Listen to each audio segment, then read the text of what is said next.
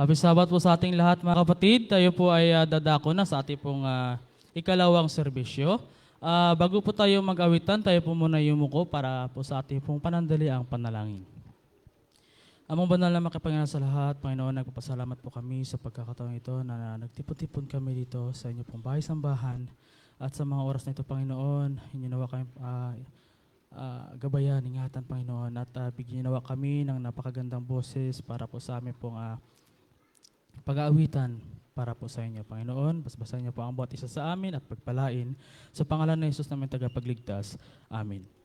So, ang una po nating awitin ay makikita sa page 51, I Sing the Mighty Power of God.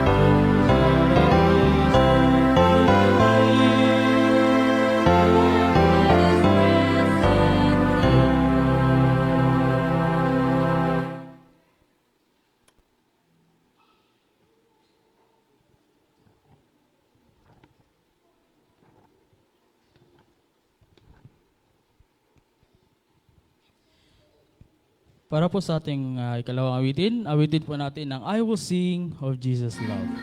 Sa page 85.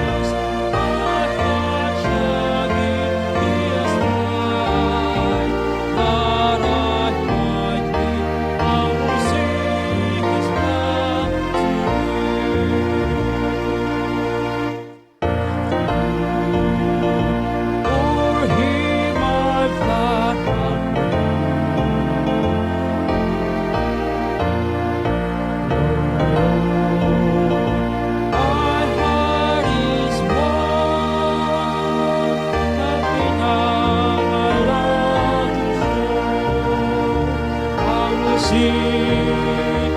Oh, Jesus, love and His praise. My heart shall give His tide, that I might be humble, sing His love to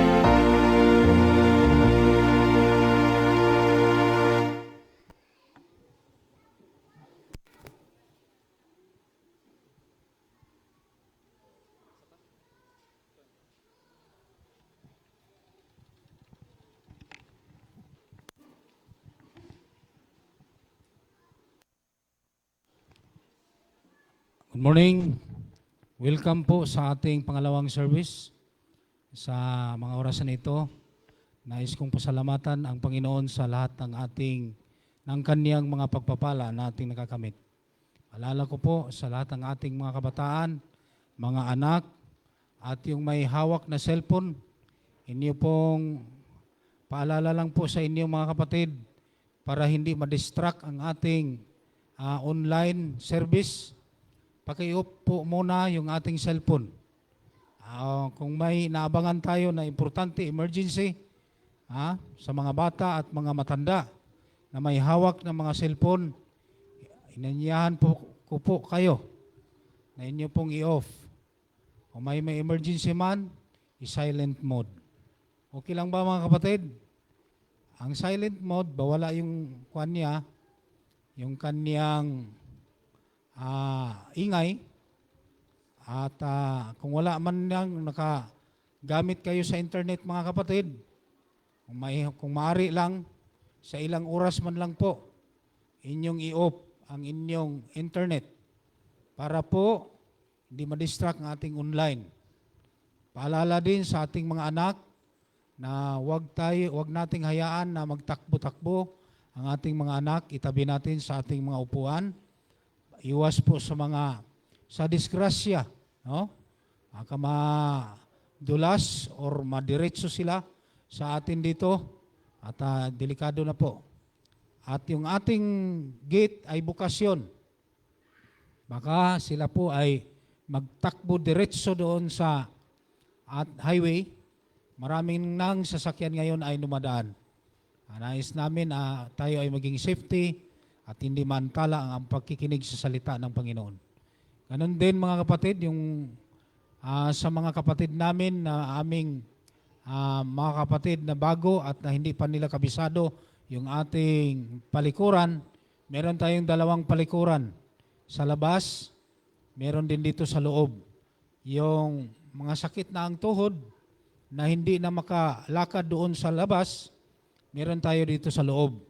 Kung ibig ninyong gustong makapalabas ng inyong naramdaman. Okay lang ba? So yun po yung ating mga paalala.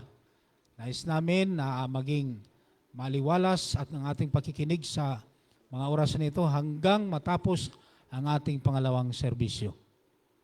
At welcome din sa ating mga kapatid na mga bagong dumalo at yung taga-Central Siksikan. Nandito rin si aming mga masigasig na isa sa mga leader ng ating Iglesia Central. Si Sister Eva Doctor and Halcon family, nandito sila. Nandito rin ang masigasig na kabataan, si Brother Christian Paul, si Brother Gary, nanggaling ito sa Davao Oriental. Davao Oriental, taga Davao Oriental ito. Dito rin ang ating mga kaibigan. Andito si Brother Jemuel. Sa kanyang Facebook ay Friends. Nandito siya. Galing ito sa Bukidnon. Nandito siya. Nandito rin taga Brooks. Taga Brooks, Kalasagin. Si Brother Reiki Kanasa. Nandito siya. Sa mga hindi nakakilala sa kanya, pagka mabungguan niyo siya, halimbawa magkabungguan kayo sa daanan, makilala niyo si Brother Ricky. Nandyan si Brother Ricky. So nandito rin ang ating mga regular na mga member, mga Rosales family, sila ang pamilyang ating mga member na, isa sa mga member ng ating singing group. Sila si Doc, na sila ay narito na rin sa ating church. At ganoon din ang ating kapatid, si Sir Chad, ang lahat ng ating mga kapatid, mga kabataan, welcome po sa ating pagsamba at pagpuri sa Panginoon. Narito na at prepare na ang ating mga participants sa ating pangalawang serbisyo. Ang ating dalawang diakonisa, narito si Sister Bing Ranes at saka si Jumbra Palmoni. Sila po ang mga koleksyon ng ating tithes and offering. Ang ating operator sa ating monitoring at mga pagpapawit ay narito si Sister Queenie Ranes. At ang ating chorister, narito rin si Brother G.R. Ranes. Sila po ang nagkaintindihan sa mga pag-aawit at pag-operate sa ating machine o sa ating monitor, sa ating television. At ganoon din mga kapatid, pasalamatan natin ang ating grupo ng literature evangelist kasama ng ating nanay, ng ating leader ng Central. Narito si Ma'am Helia Villanueva kasama ang kaniyang tahanan. Si Sir Jolan ay may appointment din siya sa ibang church at hindi siya nakasama. At ang ating magbasa ng ating operatore, walang iba kundi si Brother Matusalim Piloton. Narito na siya at handa na. At ganoon din ang scripture reading na ito'y babasahin at manalangin. Walang iba kundi isa sa mga diakono ng ating Central Church, si Brother Noy Halcon. Kalimutan ko yung kanyang pangalan nga tunay. Kasi nakilala ko lang sa kanya, Brother Noy. Pero alam ko itong Igmario. Ano yan? Igmedyo. Igmedyo Halcon. Ito, napakaganda ang kanyang pangalan. So, ngayon ang ating speaker mga kapatid, ito'y nanggaling sa ibang bansa. Na-training ito sa ibang bansa. Bakit ibang bansa kapatid? Kasi island siya nanggaling eh. Doon siya nag-aral sa ating paaralan at nag-high school na rin sa ating paaralan. Nandito na siya nag-high school sa Takras. Siya ay anak ng kaniyang nanay. Anak ng kaniyang nanay si Sister Helia Hugo. Yan siya po.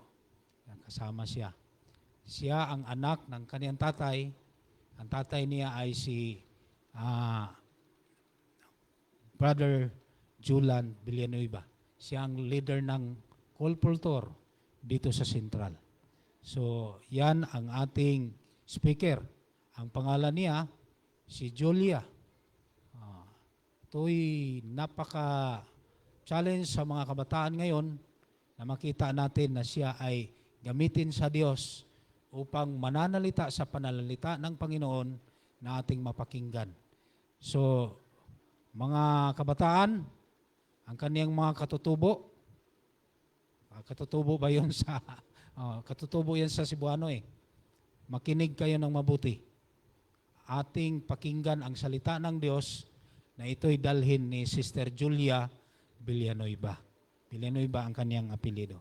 Salamat po at patuloy tayo na makikinig at manalangin sa kaniyang mga pananalita ngayon nang galing sa Diyos.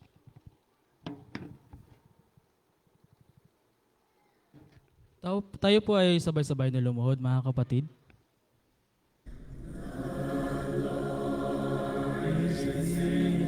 Holy temple, the Lord is in His holy temple. Let all the earth keep silence. Let all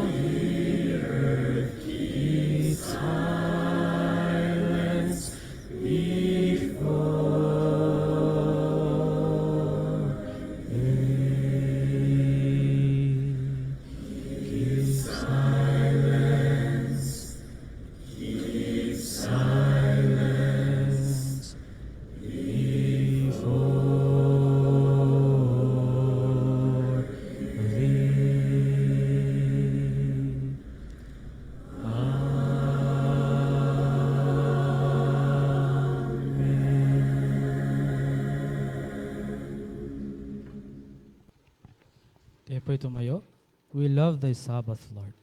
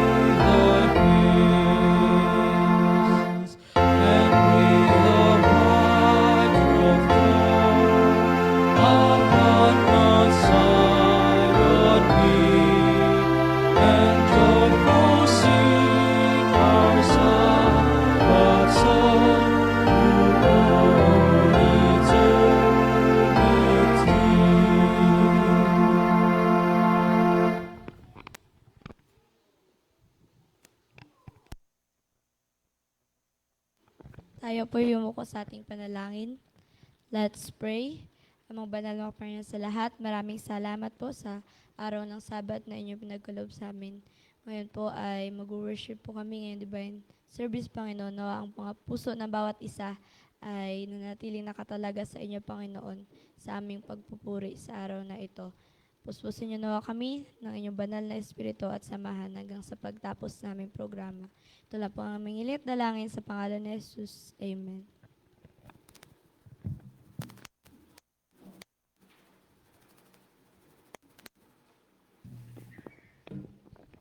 Happy Sabbath mga kapatid. Ang ating pong tithes and offering ngayon ay nakatuon sa Adventist Television Ministries Evangelism. So, nakatuon po sa ating pahayagan. Tinatala ng Biblia ang iba't ibang paraan ng pagpapalaganap ng Ebanghelyo at sa makabagong lipunan ngayon. Mahalagang papel ang ginagampanan ng media sa pagtupad ng misyong ito.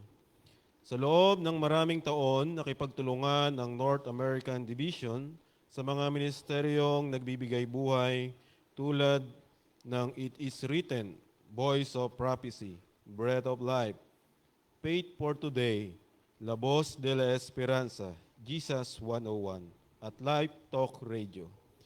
Inihahagis ng mga ministeryong ito ang lambat ng malayo at malawak na naaabot ang mga taong maaaring hindi kailanman makapasok sa isang simbahan. Marami sa mga kaluluwang kanilang naantig ang nagiging mga interesadong makakaugnay ng mga lokal na iglesia upang maalagaan at maakay kay Kristo. Inilalarawan ni Jesus ang prinsipyong ito sa Mateo 13, talatang 47 hanggang 48. Ang kaharian ng langit ay tulad ng isang lambat na inihulog sa lawa at nakahuli ng iba't ibang uri ng isda. Nang ito'y mapuno, hinila ito ng mga mangingisda papunta sa pangpang. Ang Adventist Television Ministries ay ang makabagong mangingisda ng mga tao na inihahagis ang lambat ng Ebanghelyo sa lungsod, tahanan at maging sa mga konkretong gubat, kung saan maaaring hindi maabot ng mga tradisyonal na pamamaraan. Mahigit isang siglo na ang nakalipas. Binigyan diin ni Ellen White ang gawaing ito. Paulit-ulit akong inuutusang iharap sa ating mga iglesia ang gawaing dapat gawin sa ating malalaking lungsod. May malaking gawaing dapat isakatuparan, hindi lamang kung saan mayroon na tayong mga naitatag na iglesia, kundi sa mga lugar na hindi pa lubos na naipapahayag ang katotohanan. Mababasa po ito sa Evangelism, page 32. Mga kapatid, tayong lahat ay tinawag upang maging mangingisda ng mga tao. Ngayon, sa pamamagitan ng ating mga handog, maaari nating suportahan ang Adventist Television Ministry habang patuloy nilang ipinapahayag ang mensahe ng kaligtasan ng Diyos. Magbigay tayo ng bukas palad. Ating pong likumin ang ating 10 bahagi at mga handog.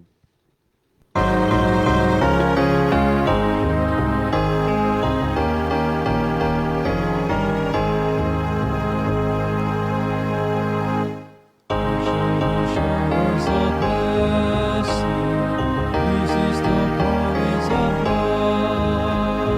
There shall be seasons refreshing, sent from the Savior above.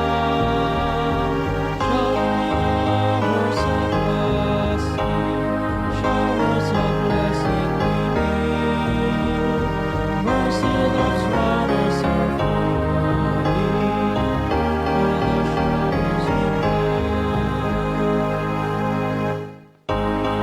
Showers of blessing, precious reviving of good. Over the hills and the valleys, sound of abundance of rain. Showers of blessing we need. Mercy loves waters are flowing.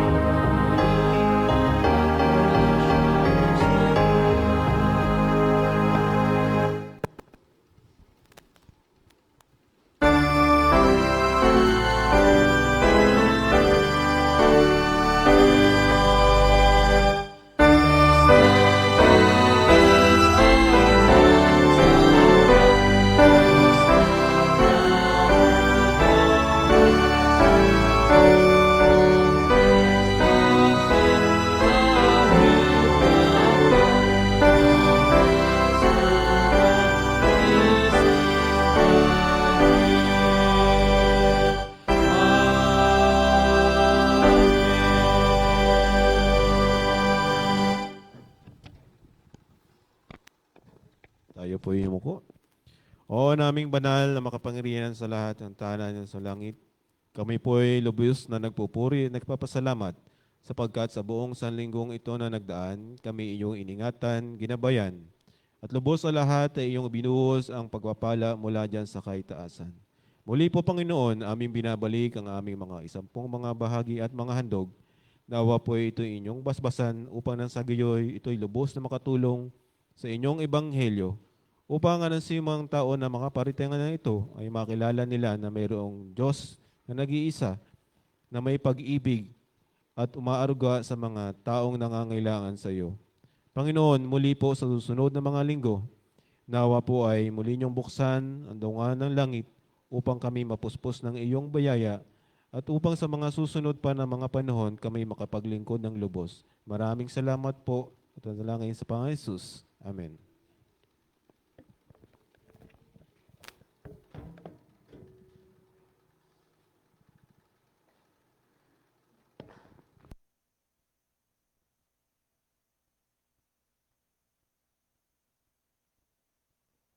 For our opening song, let's sing on page 127, 127, All Hail the Power of Jesus' Name.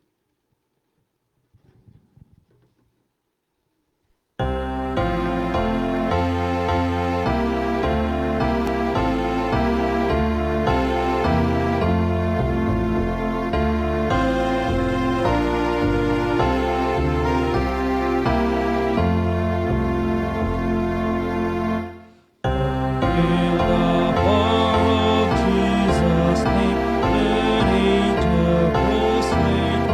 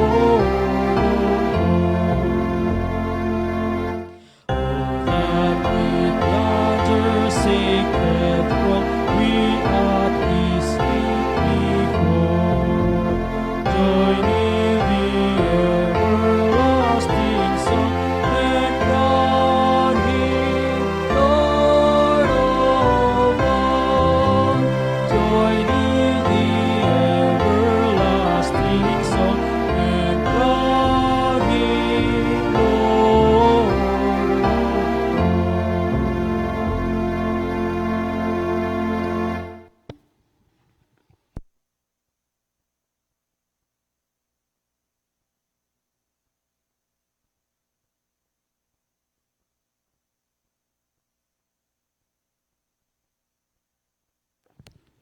Bago po tayo manalangin, samahan niyo po ako sa pagbabasa ng salita mula sa Panginoon na siyang ating pag-aaralan sa araw na ito.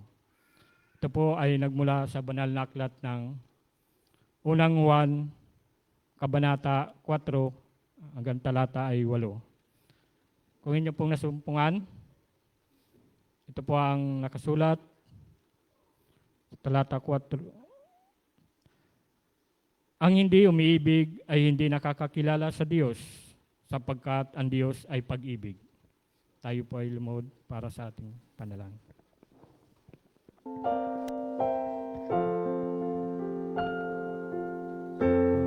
Spirit of the living God, fall afresh on me. Spirit of the living God, fall afresh on me. Fill me, hold me, fill me, use me, Spirit of the living God, fall afresh on me. O dakilang Diyos na mabagin, pinupuri ka namin at sinasamba sa iyong dakilang pangalan. Pagkat ikaw may gawa ng langit at ikaw ang aming Diyos, ang Diyos na aming pinaglilingkuran magpakailanman. Ama, kami po humihingi ng kapatawaran. Kung saan nyo man po kami nasumpungan nagkulang kasala, linisin mo po kami sa aming karumian sa araw ng Sabat na ito, upang sa ganun, maging karapat-dapat po kami sa iyong harapan. Salamat po, Ama, sa mga pagpapala, biyaya na aming natanggap sa araw-araw.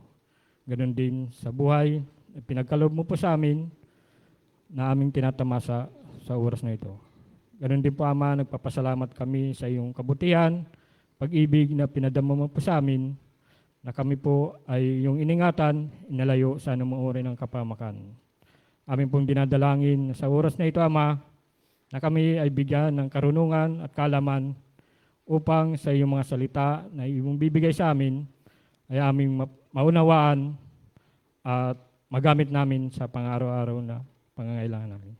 Gayun din, amin pong dinadalangin na bigyan mo ng katalunan at kaalaman ang iyong gagamitin ng iyong anak na Sister Julia sa mga salita na kanyang bibitawan ay nagmumula sa iyo, Ama. Bigyan mo ito po ng kapangyarihan upang pumasok sa aming puso't isipan. Ganon din po, dinadalangin namin na mga kapatiran na nakaratay po sa banig, na sa kadahilanan sila ay may sakit. Iyo pong ipuin upang manumbalik ang kanilang kalakasan at makasama namin sa mga pagsamba at tulad ng araw na ito. At ganun di, Ama, lubos kami nagpapasalamat na ang Banal Espiritu ay amin tinatanggap na kami ay kasama niya. Maraming salamat at ito po ang aming dalangin sa pangalan ni Diyos na aming tagapagligtas. Amen.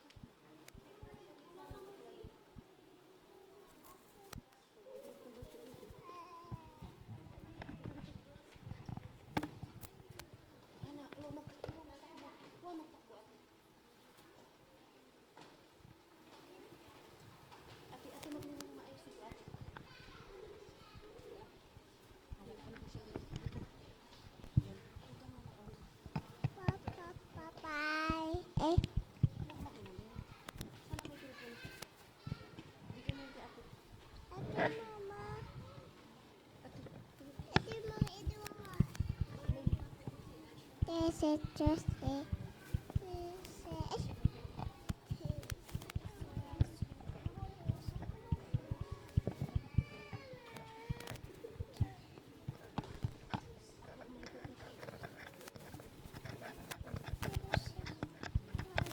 This is Mama.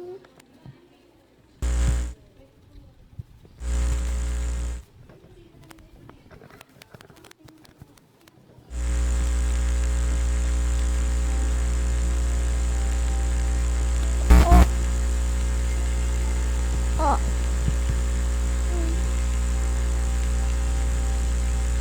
We let the story show me, but like I said, alright.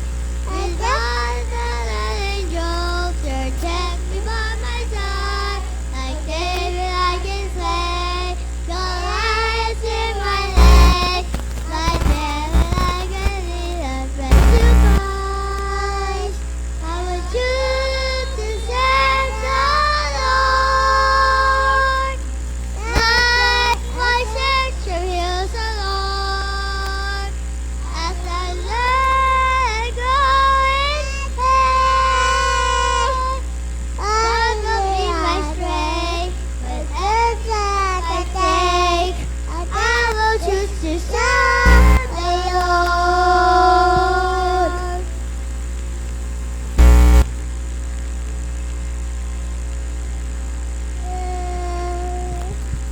Like Moses and the courage, your light and light the way.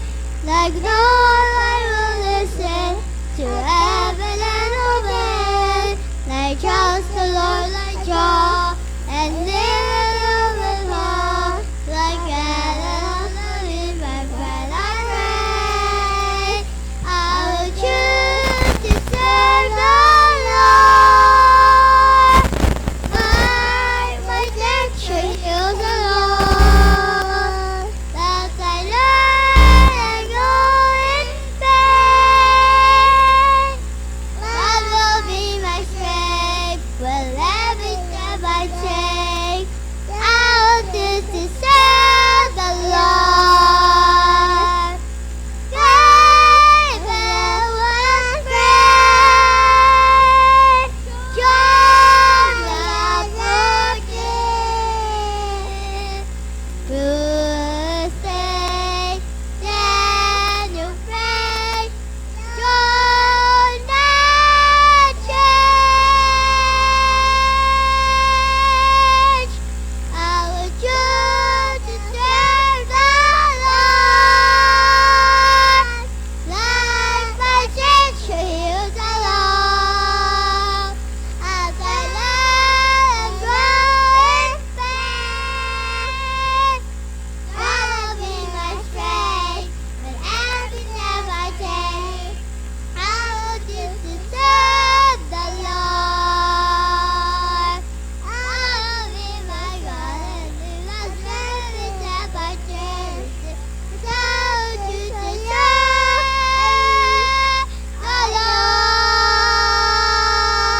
Lord.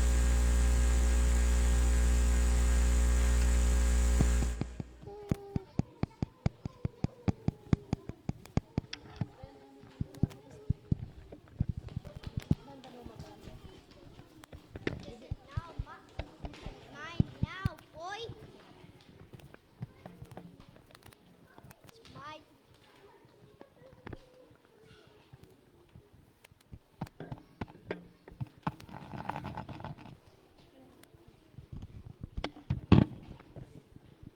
Ayan.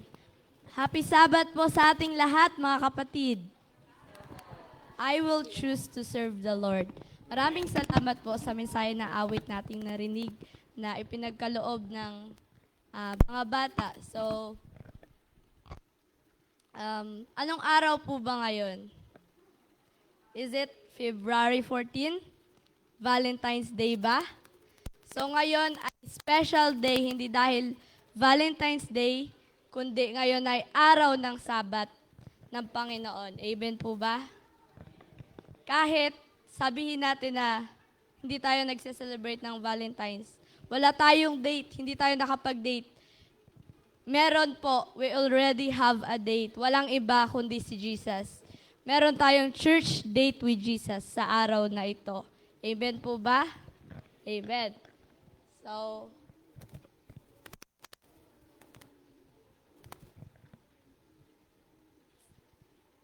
bago po tayo dumako sa ating topic or mensahe ng Panginoon, tayo po muna ay yumuko para sa isang maiksing panalangin. Let's pray. Amang banal na kaparan sa lahat, maraming salamat po sa oras na ito. Ngayon po ay hinihingi po namin ang inyong banal na presensya na siyang sumama sa amin, Panginoon. Ganoon din po ako sa inyo, sa aking pagsasalita. Tago niyo po ako sa inyong likuran at ang inyong kalwalhatian nawa ang kanilang makita. Nawa po sa aming pagbubulay-bulay ng salita, inyo po kaming samahan at puspusin ang bawat isa ng inyong banal na Espiritu. Ito lang po aming hiling at dalangin sa pangalan ni Jesus. Amen.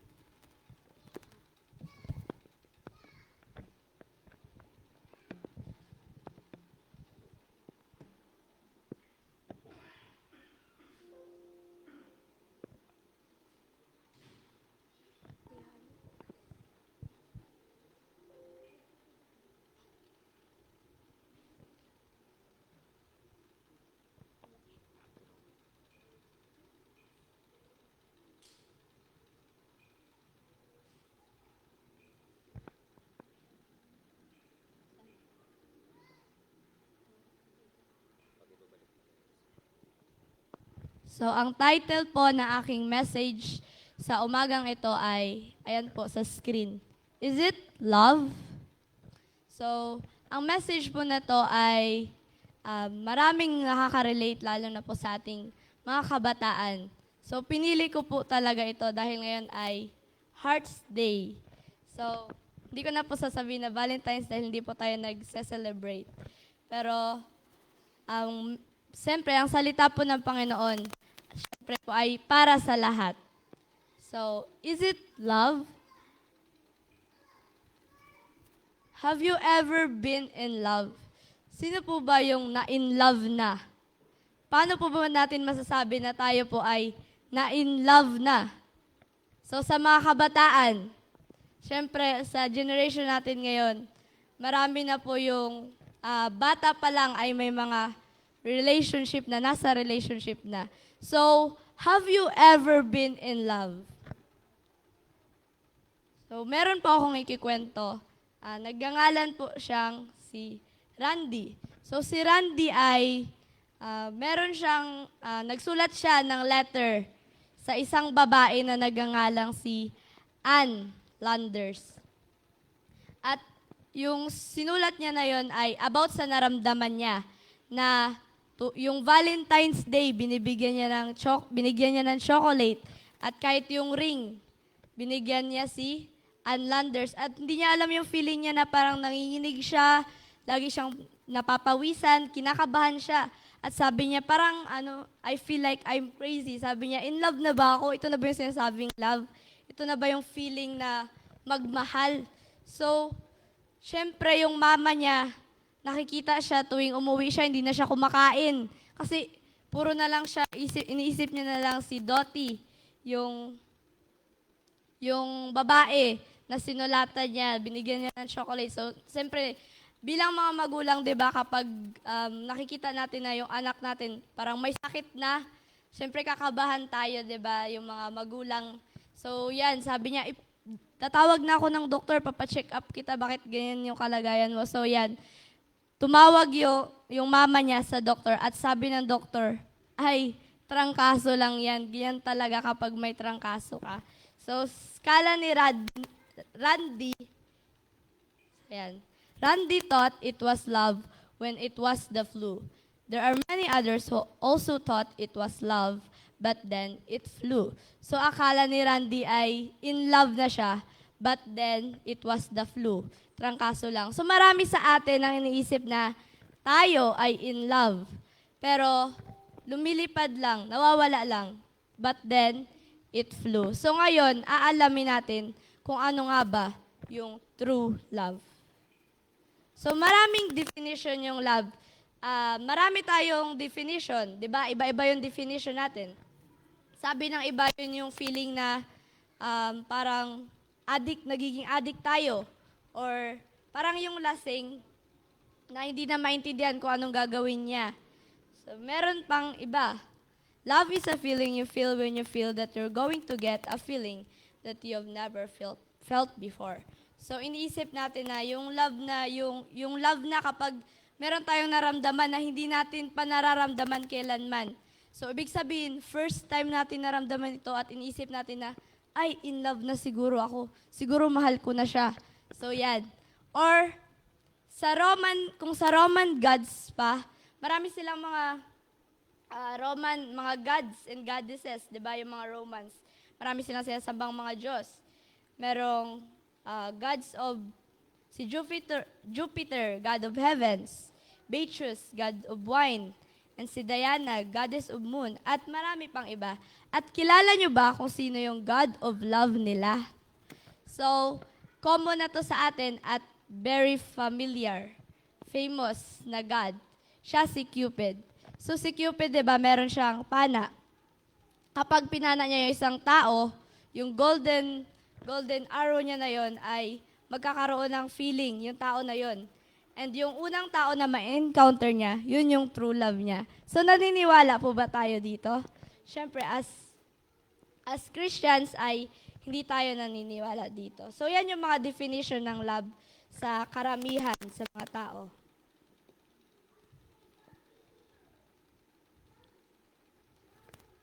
So ayan, yung ating key text, kagaya na binasa kanina, na makikita sa 1 John 4:8. Only 3 words. Yun nilagay ko po dito. Wait lang po.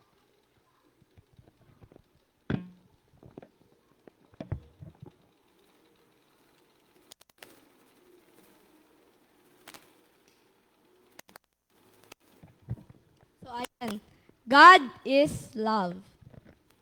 So yung ito po yung buong verse niya. Whoever does not love does not know God, because God is love. So, ito po yung pinaka-shortest and profound definition ng love sa Bible.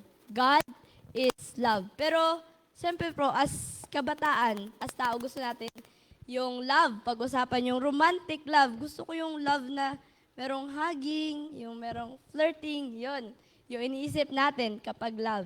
So, syempre, pag-aaralan din po natin yan sa oras na ito. So, yan.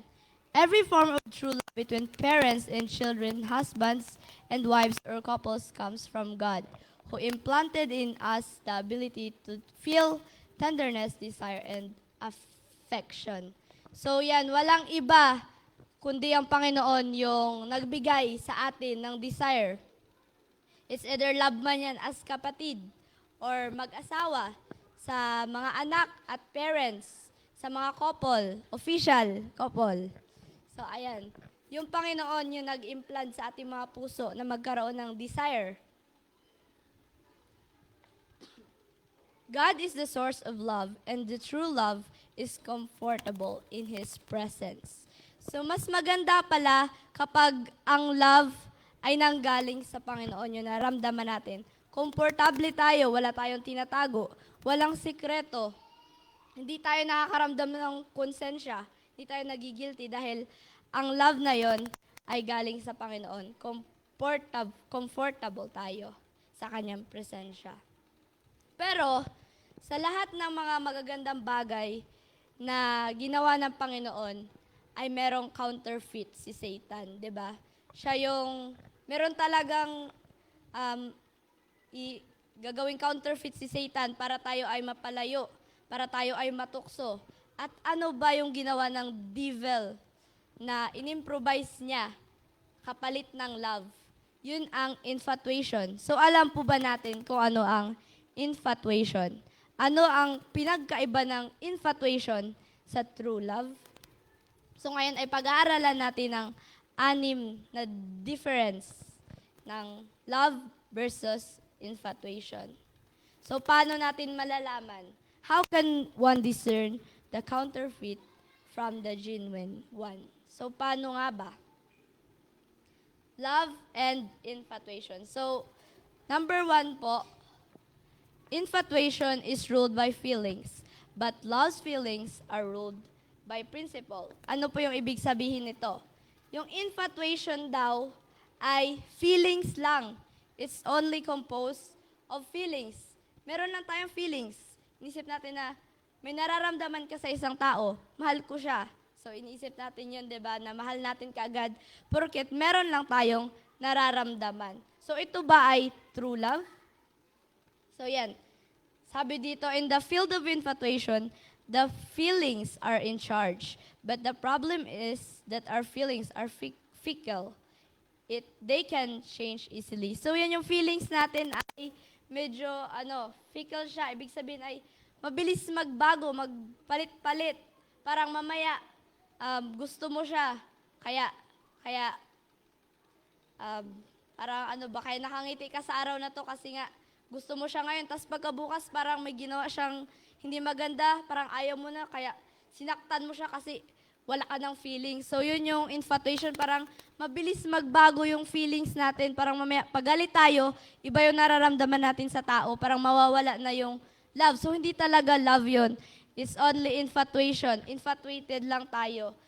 Kasi yung love ay merong principle, merong prinsipyo, meron tayong pinaninindigan, pinaniniwalaan, pinanghahawakan na, di ba, sa Bible, maraming mga principles at alam ko lahat tayo or kung hindi pa man natin nakikita or natutuklasan yung ating prinsipyo pagdating sa pag-ibig ay marami po sa Bible. At ang pinaka magandang principle na all-in-one na siya, nandun na lahat, ay makikita sa...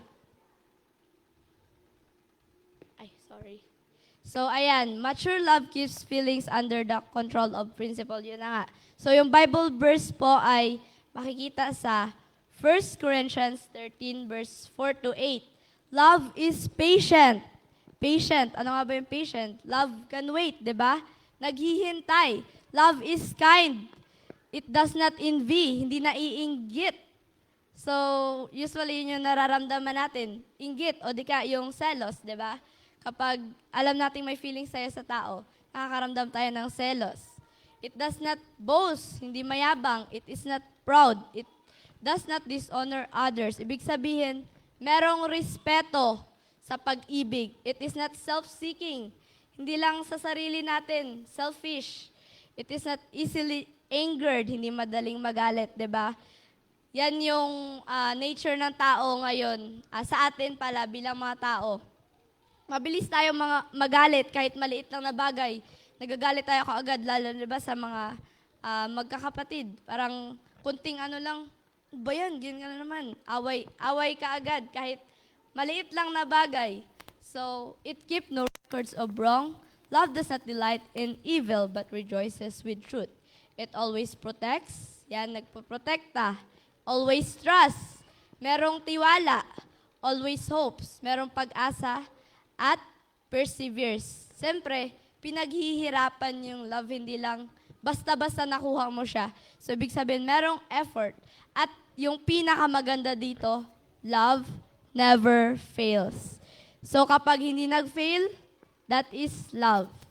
1 Corinthians 13 verse 4 to 8, yan po yung pinaka-favorite ko na verse pagdating sa love. So, next po. Infatuation is blind, but love sees and examines. Bulag yung infatuation. Di ba? Sabi nila, love is blind. So, totoo nga ba na love is blind? So, hindi po love is blind. Infatuation is blind. Dahil kapag nagbubulag-bulagan tayo sa pag-ibig ay hindi po ito totoo. Kapag nire-refuse natin yung mga warning signs, ito po sa mga official na couple or sa mga mag-asawa. Kapag halimbawa, yung partner natin ay parang nakikita na nga natin na nagda-drug siya, mahilig siya maglasing, pero wala tayong pakialam, sige lang, mahal ko naman siya, okay lang. Kahit sinasaktan na tayo, binubugbog tayo, kapag lasing siya, wala siya sa sarili niya, sabi niya, sige lang, titiisin ko to, magpapakamartir tayo, di ba? Kasi iniisip natin na, mahal ko siya, wala akong magagawa. Basta mahal ko siya, wala na akong pake kung ano man yung meron sa kanya. So, hindi natin tinitingnan kung ano yung reality, yung realidad. So, hindi natin ginagamit yung ating mga mata para i-examine. Tingnan natin kung ano ba, kung sino ba talaga yung partner natin. True love, however, uses its eyes. So, yan, ginagamit yung mga mata.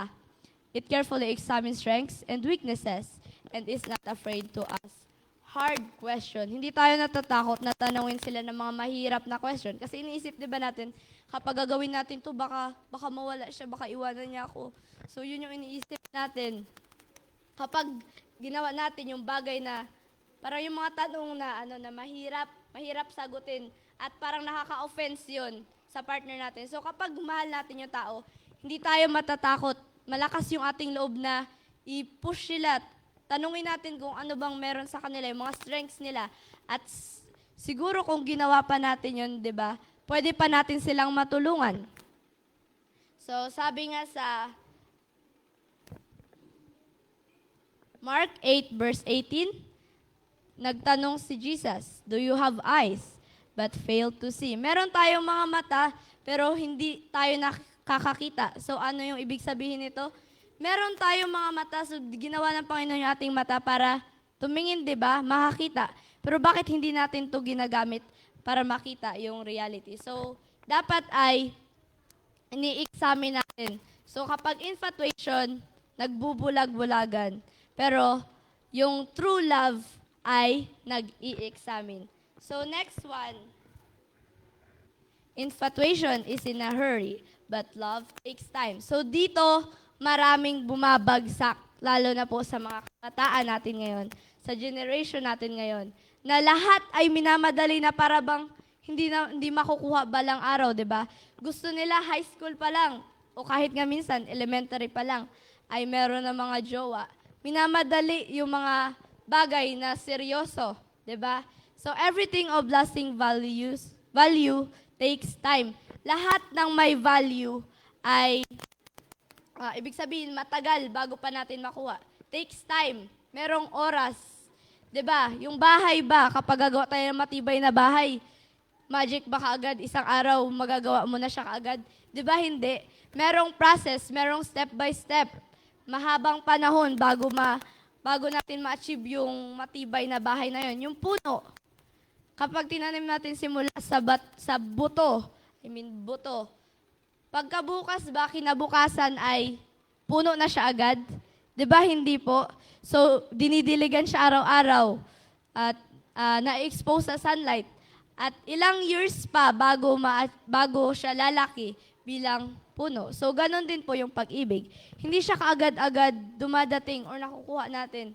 Meron siyang process na di-develop. Hindi ka agad-agad. Like, nakita mo siya ngayon.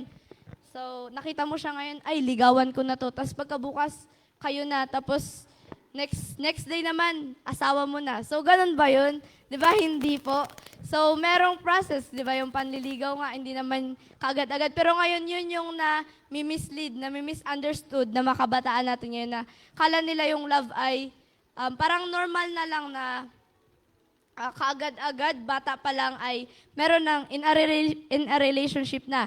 At, di ba, nakikita po ba natin sa social media na maraming proud na sa yung teenage pregnancy, 'di ba?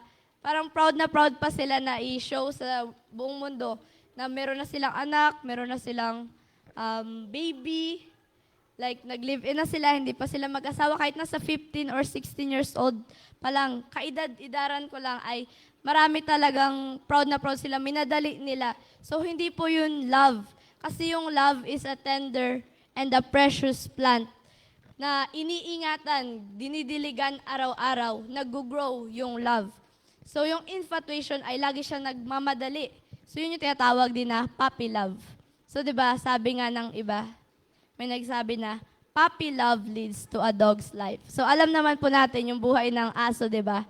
So hindi ko na po i-explain dahil alam na po natin kung ano yung buhay ng aso. Mabilis sila magbago-bago ng partner, 'di ba? So marami pang mga dog's life.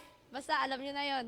So, ganun po, kapag puppy love, yung puppy love lang ay, sabi nga nila, ay maglilid ito katagalan sa buhay na parabang aso. So, payag ba kayo noon na yung buhay nyo ay parang aso lang? Siyempre, tao po tayo, di ba? Kaya hindi tayo papayag, siyempre.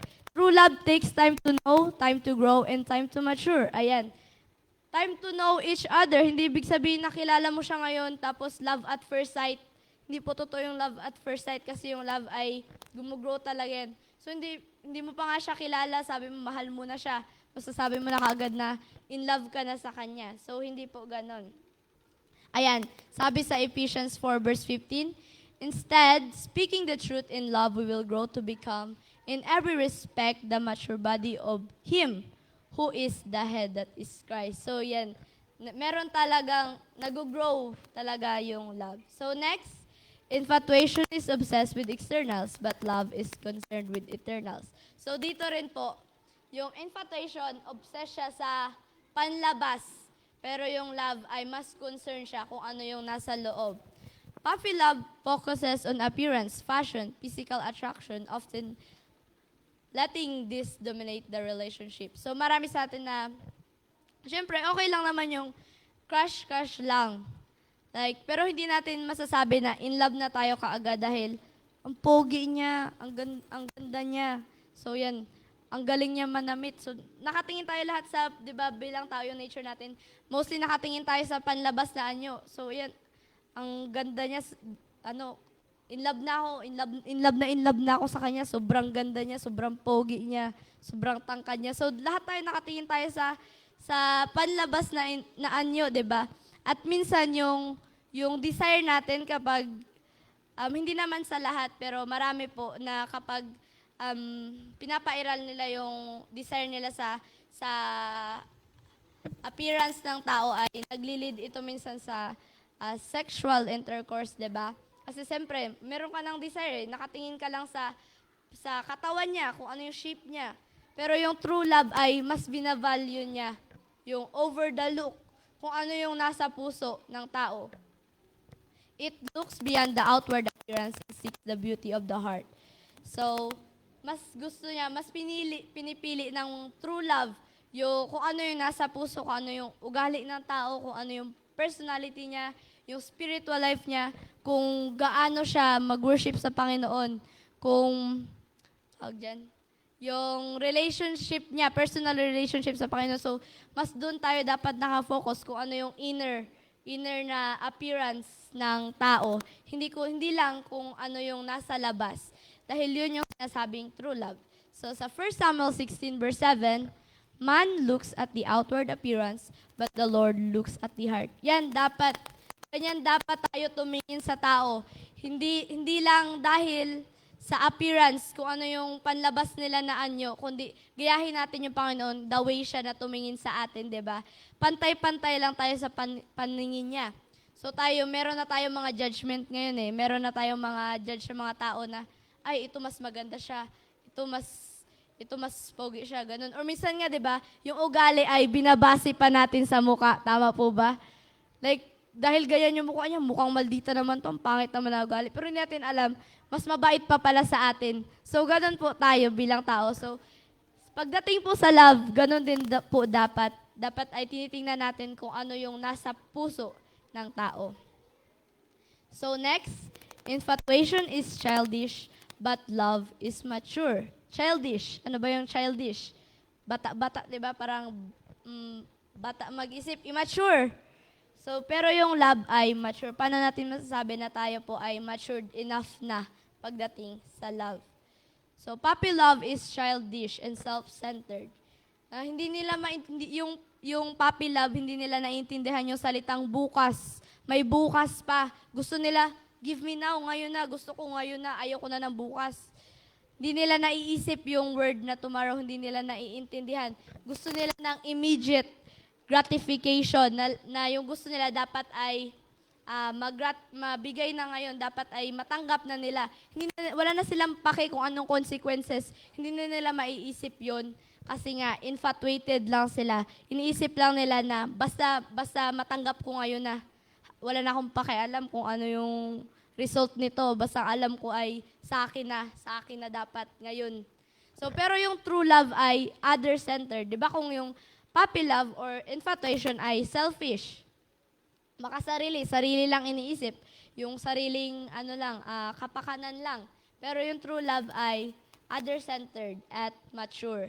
So, iniisip nito yung partner, yung nagki-care, kung ano yung iniisip nyo yung both na mangyayari sa inyo kapag ginawa nyo to, ano ba yung magiging consequence. So, siyempre, iiwasan nyo yung pagsisisi sa huli. Diba? Nasa huli ang pagsisisi. So, kapag in love ka, true love ka, ay willing to wait ka.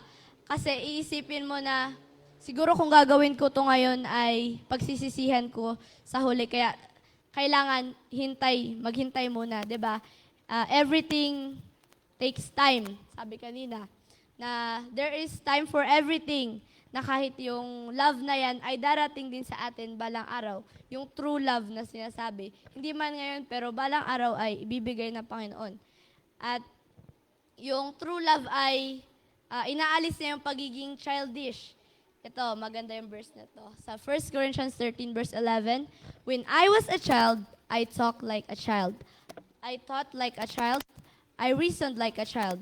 When I became a man, put the ways of childhood behind of me." So kapag bata talaga tayo, bata tayo mag-isip, bata tayo manalita. Pero ngayon, kung alam natin sa sarili na matured na tayo, siyempre, yung action natin, yung pananalita natin ay parang, kung sa mga lalaki pa ay tunay na lalaki na, hindi na yung boy na sinasabi. Kasi yung boy, di ba, sa mga bata to ginagamit.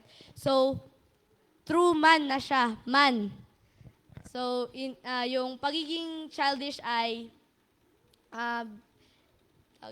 inaalis niya na sa sarili niya kasi seryoso na siya, matured na. So, yun yung true love.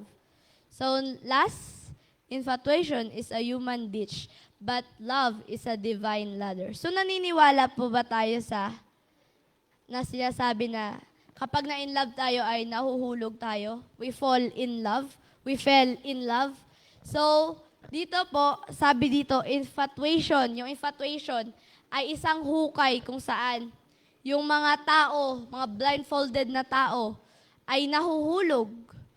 Pero yung pag-ibig ay isang banal na hagdan kung saan yung mga wide-eyed, yung mga bukas talaga yung mata nila ng mga tao ay umaakyat. So, hindi tayo nahuhulog sa pag-ibig. Tayo ay umaakyat. Bakit po? 'Di ba? Kapag nahulog tayo, ibig sabihin po nun ay nahulog tayo sa tukso ni Satan. Dahil si Satan yung gumawa ng infatuation, siya nag-improvise ng infatuation na yan. So kapag nagpadala tayo, nagbulag-bulagan tayo, ay mahuhulog talaga tayo. So pero kapag yung ating feelings ay nilapit natin sa Panginoon, tayo ay aakyat sa divine ladder, sa hagdan, at tayo ay mag-grow. Hindi tayo mahuhulog sa hukay na ginawa ng devil. So true love does not come by accident. Hindi to aksidente na yung sa mga K-drama na pag nag-meet kayo, nagkabuguan kayo, nahulog yung aklat, tapos biglang kukunin, tapos titingin sa isa't isa, tapos nandun na yung sinasabing love ka agad. So, hindi yun accident. Diba? Sabi nun, accident yun eh. Kasi, hindi nyo ina-expect na darating yung tao, tapos sa araw na yun, mahal nyo na yung isa't isa. So, hindi po pala accident yung love. It involves effort. Merong effort, pinaghihirapan, diba? Sabi kanina sa 1 Corinthians 13, verse 4 to 8. It perseveres. So, pinagsisikapan, pinaghihirapan. It takes thinking and working and caring. So, pag nangliligaw ba yung isang lalaki, sinasagot na ba siya kaagad? Di ba hindi? Marami pa siyang ginagawang effort, process, para makuha yung loob ng babae at mapamahal sa kanya. So, while infatuation is a human pit, true love is a divine ladder. So, lagi nating tatandaan na love is not blind. We don't fall in love. Dahil ang pag-ibig ay isang banal na hagdan kung saan ay kasama natin yung Panginoon. Hindi lang yung partner natin, kundi tatlo kayo or tayo na aakyat sa divine ladder na yon. Hindi ibig sabihin na merong third party, kundi yung sinasabi dito ay yung Panginoon, trio ng Panginoon, siya at ikaw. So, ayan. So, sa Bible, merong the greatest lover. So, ayan, sino yung the greatest lover na kilala natin? So, yun ba yung mga partner natin, yung mga crush natin? Kung sino pa ba yan, yung mga girlfriend, boyfriends? So, walang iba kundi si Jesus. Siya yung unang nagmahal sa atin. Sabi po, di ba sa 1 John 4 verse 19, we love Him because He first loved us. All true love comes from God. And Christ is the greatest demonstration. Hindi lang po siya yung example ng love, kundi siya rin yung dinemonstrate niya kung ano ba yung true love. Dahil sa kanya po mismo, hindi lang po dahil siya yung source ng love.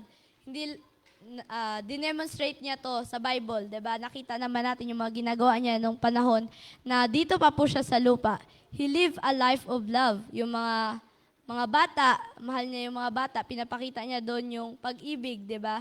Diba tinataboy yung mga bata ng mga disciples kasi nakaka-disturbo sa kanya. Pero anong ginawa niya? Okay lang kasi mga bata sila, hayaan nyo silang lumapit sa akin. So, doon pa lang ay nakikita na natin kung gaano kamahal ng Panginoon yung mga tao. Na kahit yung mga may sakit, pinagaling niya. Yung mga lepers na kinadidirian ng mga tao na halos ayaw nilang lapitan, baka mahawaan sila. Anong ginawa ng Panginoon? Nilapitan pa rin sila at pinagaling. At yung mga nanghihina, kinomfort niya. At higit sa lahat ay meron siyang care sa atin. His life was a life of love. Yung buhay niya ay puno ng pagmamahal.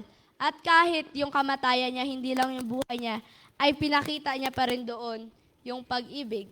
So, 'di ba, yung time na mamamatay na siya, nag-pray siya sa Gethsemane at dala niya, pasa niya yung bigat sa nararamdaman niya. Sabi sa Matthew 26 verse 39, "Oh my Father, if it is possible, let this cup pass from me." Dahil hirap na siya. Gusto niya, kung pwede lang, na hindi niya na maranasan yon. Pero dahil sa pagmamahal, nag-refuse siya na tumalikod. Diba, tinutokso siya ni Satan na, Panginoon ka naman, diba, Diyos ka naman, bakit hindi ka gumawa ng paraan para hindi ka mapako sa cross? Yung mga disciple mo, si Peter, dininay ka na, si Judas, binitray ka na, bakit? Tapos yung mga tao, wala naman yung pakialam sa'yo, di ba? Bakit di ka na lang tumalikod, magsasacrifice ka pa para lang sa mga taong walang kwenta? Pero sabi dito, love refused to listen. Hindi niya pinakinggan yung mga temptation na yon. At pinili niya pa rin yung cross para sa atin dahil yon sa pag-ibig. Kapag mahal natin, di ba, yung isang tao, gagawin natin lahat. Kahit i-sacrifice pa natin kung anong yung sacrifice natin. So, merong verse na, there is no greater love than to a friend, na binigay mo yung buhay mo para sa tao. So, yun yung pinaka-greatest love. At yun yung tinutukoy doon ay si Jesus, na binigay niya yung sarili niya. Siya yung nag-sacrifice para sa atin. So, ano yung mga sufferings ng Panginoon pagdating sa love? So, si Jesus, pinako siya sa cross doon sa Golgotha, di ba? Yung tinik, na imagine nyo yun na binaon talaga sa ulo niya. Hinahampas siya ng latigo na kahit daw yung laman niya, yung skin, nakikita na yung likod niya kasi nasasama doon sa paghampas sa kanya, kada hampas niya. So, napakasakit yun kung isipin. Wala pa yun sa naramdaman natin. Nasaktan tayo nung iwan tayo niya. Nung iwan tayo kung sino man yun. Sinaktan tayo, na broken-hearted tayo. Wala pa doon nangangalahati yung sufferings na naranasan ng Panginoon. So, kung ngayon iniisip natin na puppy love pa lang, infatuation pa lang, ay sakit na tayo. Na para bang halos magpakamatay na tayo para sa tao na yun. Dahil nasaktan tayo ng sobra, alalahanin natin yung Panginoon sa cross ng Kalbaryo, na yung sacrifice niya sa atin ay mas malala pa sa nararanasan natin ngayon. At hindi natin mararanasan yon dahil walang makakapantay sa naranasan ng Panginoon. hindi lang yung physical pain yung dala niya, meron ding mental at spiritual na dala niya yung bigat ng kasalanan ng mundo. Iniisip niya na tayo, hindi lang yung sarili niya, 'di ba? Sabi kanina, love is not selfish. It is selfless. So para sa atin ay nagpakamatay siya sa cross. The weight of the world. So, Jesus experienced the anguish of every sin, war, broken family, and injustice through all time. Sin broke His heart. So, kung tayo yung nag-broke sa atin, yung tao na mahal natin ngayon dito sa lupa, yung Panginoon, ano yung nag-broke ng puso niya? Yun yung ating mga kasalanan. Pero, kahit tayo ay makasalanan, ay willing siya na ibigay yung puso niya na kahit nga nagkaroon na ng separation between sa kanya at nung ama, diba? Kasi yung time na nasa lupa pa siya, nagbiministry siya, kasama niya lagi yung ama, yung father na nasa langit. Pero yung time na mamamatay na siya ay nandun niya na na-felt yung separation. Nakaranas na siya ng sakit na kahit yung pawis niya ay naging dugo. So, ayan, Matthew 27 verse 46, my God, why have you forsaken me? So, ibig sabihin, siya na lang talaga mag-isa yung lumalaban. Wala na yung ama. Meron ng separation dahil sa atin. Dahil sa kasalanan natin, ay nag-separate yung ama at yung anak. At na-feel ng Panginoon yung mag-isa, na nag-struggle siya, binitbit niya mag-isa yung sufferings na yon. Love refused to turn back. Thunder, darkness, and Satan temptations could not stop him. True warned that death would be final. Jesus chose to proceed for love of lost humanity. So kahit pa man merong maraming tukso ay mas pinili ng Panginoon na mag-proceed dahil sa pag-ibig para sa atin, sa mga naligaw, nawaglit na mga tao. Why did Jesus go to the cross? Bakit nga ba? Dahil syempre, para sa atin, dahil sa pagmamahal for you and me, dapat talaga tayo yung deserve natin mamatay. Deserve natin yung naranasan ng Panginoon, di ba? Sabi sa Romans 6 verse 23, yung kabayaran ng kasalanan ay kamatayan. So dapat tayo talaga yung nagsasuffer. Pero yung Panginoon ay binigay niya yung kanyang bugtong na anak para tayo ay magkaroon ng eternal life. Yung kanyang gift sa atin ay yung eternal life. Yung John 3:16, so, for God so loved the world that He gave His only begotten Son, that whosoever believeth in Him should not perish but have everlasting life. So, nag-sacrifice yung Panginoon para makamit natin yung eternal life na yon, na dapat ay nasa eternal death na tayo, pero dahil sa pagmamahal niya sa atin, nag-sacrifice siya para tayo ay maligtas. Christ exchanged places with us, taking our debts so we could receive His life. Greater love has no one than this. Yan nga sabi ko kanina, John 15 verse 13, na walang higit pa sa pag-ibig ng Panginoon sa atin, na yung buhay niya ay sinacrifice niya. So, merong kwento si Edward, siya yung hari ng England. So, siya ay isang hari. Siyempre, as hari ay mataas yung posisyon niya, di ba? Dinitingala siya ng mga tao. At na-in-love siya sa isang commoners. Simpleng tao lang, mamamayan lang. At kinadidirian ito ng mga tao na parang sabi nila, hindi yan deserve ng babae na yun na papangasawa ng hari na si Edward. Kasi ilang beses na itong na-divorce. Yung 2 beses na na-divorce yung babae na to. Kaya nadidiri yung mga tao na, bakit hindi naman to deserve ng babae na to? Dapat yung mapapangasawa ng hari, ini-expect nila ay kapantay niya rin. Same level rin, na reyna rin. Or princess. Pero unworthy na yung babae na to kasi marami na siya naging asawa. Ilang beses na siya na-divorce, di ba? So, si Edward, dahil sa pagmamahal niya sa babae, na hindi niya pinansin yung mga judgment ng tao. At alam niyo po ba yung ginawa niya, na ito po yung pinakamahirap gawin kung saan po ay nasa mataas na tayo na posisyon, kaya po ba nating umalis, talikuran, at iwan yung pagiging hari or sa posisyon natin para lang sa babaeng mahal natin. So iniwan niya yung kanyang trono para magpakasal sa babaeng simple lang, isa lamang mamamayan at kinadidirian ng mga tao, na kahit tayo, di ba, natatakot tayo kapag nasa taas na tayo na yung posisyon natin ay hindi na natin yan kayang iwanan kasi nasa top na tayo eh. Pero si Edward ay iniwan niya yung kanyang trono para sa babae na ito na hindi naman karapat-dapat. So, di ba, what a great love story. Pero mas great love story ay the greatest love story ay yung story ng Panginoon na iniwan niya yung trono niya sa langit para sa mga tao na hindi naman deserve yung kanyang pagmamahal, yung sacrifice niya. Hindi natin deserve, pero dahil sa kanyang grace, sa biyaya niya, sa kanyang pagmamahal, bumaba siya para mag-I love you sa atin. Si Edward ay iniwan niya yung trono niya, kung si Edward ay iniwan niya yung trono niya para magsabi ng I love you kay Wallis. Sabi, I love you, Wallis, ay iniwan din ng Panginoon yung kanyang trono para mag-I love you sa mga unworthy na tao, para sabihan tayo ng I love you sa mga unworthy or hindi karapat-dapat natanggapin yung pag-ibig na yon. So, what an incredible love story. So, ito yung pinaka-greatest love story na maririnig natin sa buong history, ang love story ng Panginoon between sa humanity, makasalanan na mundo.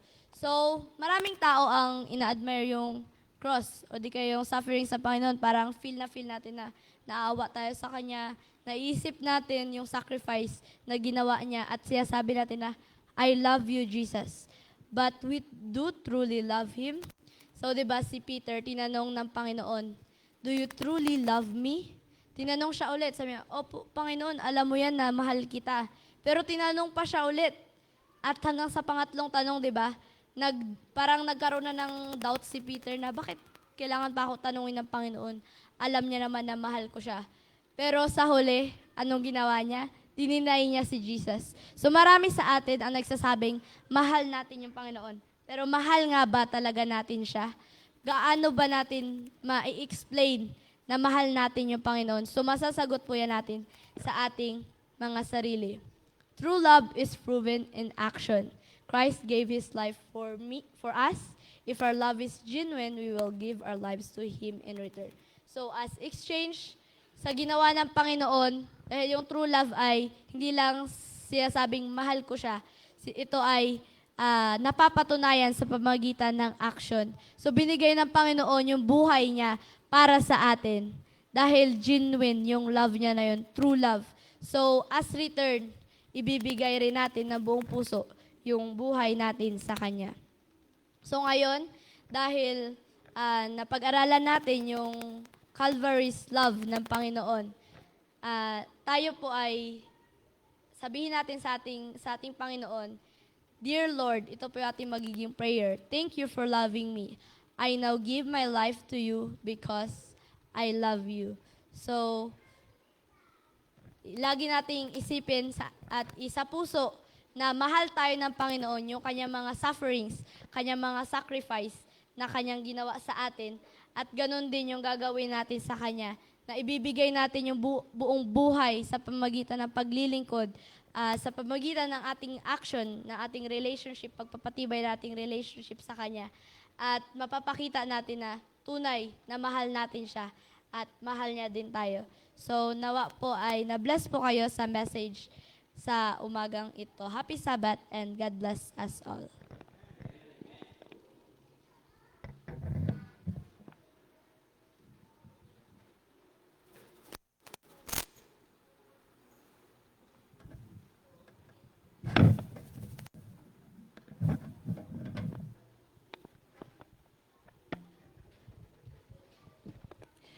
Kay Jesus na pag-ibig ay aking aawitin, nilisan niya ang langit na matay dahil sa akin. Tayo po'y tumayo lahat mga kapatid para sa ating pong closing song. Awitin natin sa page 85, I Will Sing of Jesus' Love.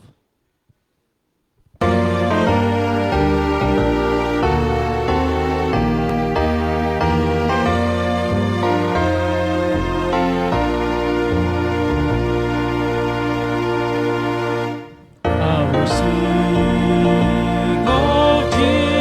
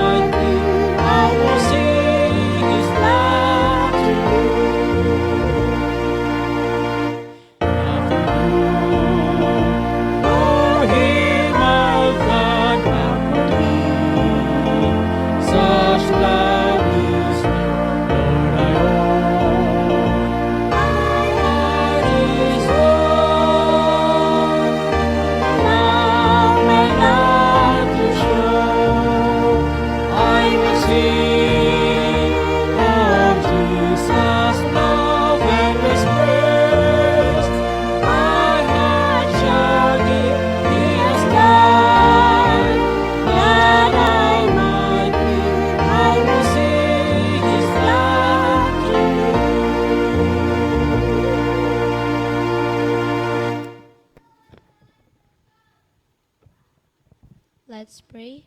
Amang banal mo pa rin sa lahat, maraming salamat po sa mensahe naming natutunan sa araw na ito, Panginoon. Na po ang inyong pag-ibig ay aming laging papanghawakan, Panginoon, at isa puso, Panginoon. At ganoon din po bilang mga inyong anak ay nawa po ay ibalik namin at ibigay aming mga buhay para sa inyo. At sa oras po na ito, Panginoon, ay nagpapasalamat kami sa inyong pag-ingat sa amin sa buong worship, divine worship, Panginoon. Na po ay patuloy nyo kaming samahan ng inyong banal na presensya at Espiritu hanggang sa pagtapos po ng aming pagsamba sa buong araw na ito. Ito lang po aming niyat dalangin sa pangalan ni Jesus. Amen.